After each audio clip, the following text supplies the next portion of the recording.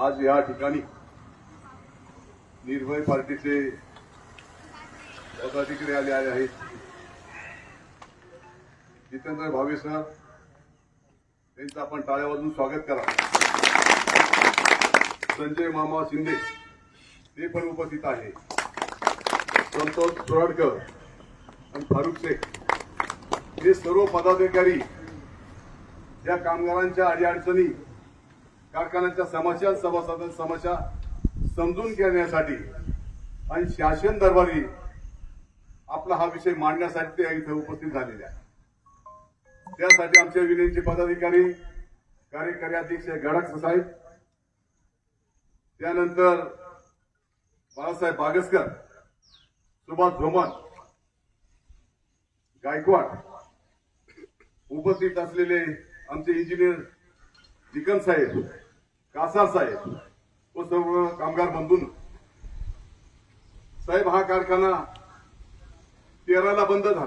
13चा season केला, तो बंद झाला. 2012 पासून आमचे पगार बाकी आहे.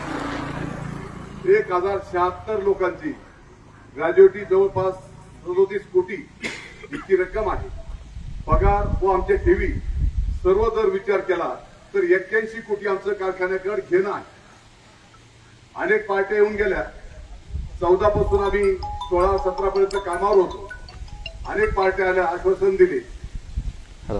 कोणी चुकीच्या मार्गाने त्यांना भेटायचं, कमिशन मिळेल कसं, कमिशन साठी प्रयत्न केले लोकांनी. आणि खास करून कारखाना चालू करण्याकडे लक्ष देणं, कमिशन कसं, अशा माध्यमातून ते सर्व काम झालं.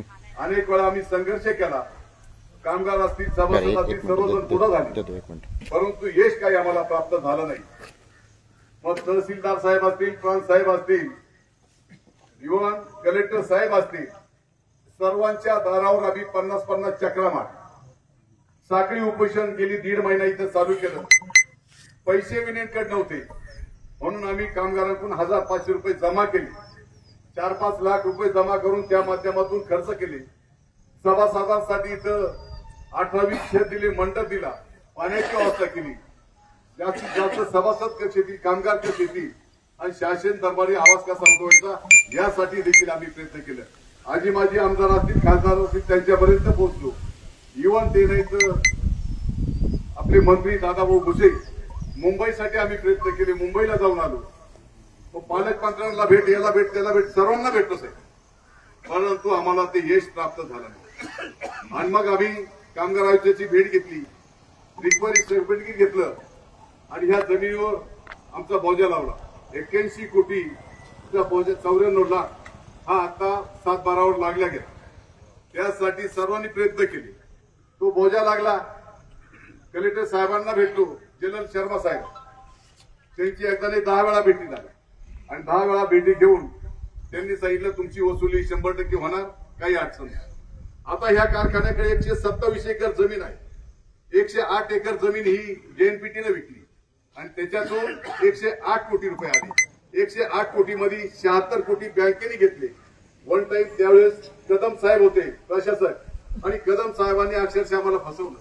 या पैशातून कामगारांची देणी आम्ही थोडीफार रक्कम देऊ असं सांगितलं आणि हा कारखाना चालू होऊ द्या याच्यासाठी मी आलोय आणि हा कारखाना चालू होईल या आश्वासनापोटी आम्ही म्हटलं कारखाना चालू होता. सभासद ही डोळ्यासमोर ठेवलं. आमची देणी मागे पुढे झाली तर चालेल, पण कारखाना चालू झाला पाहिजे यासाठी आम्ही प्रयत्न केले. परंतु त्यांनी बी डील केलं, कमिशन खाल्लं आणि ते बाजूला झाले. मग त्याच्यानंतर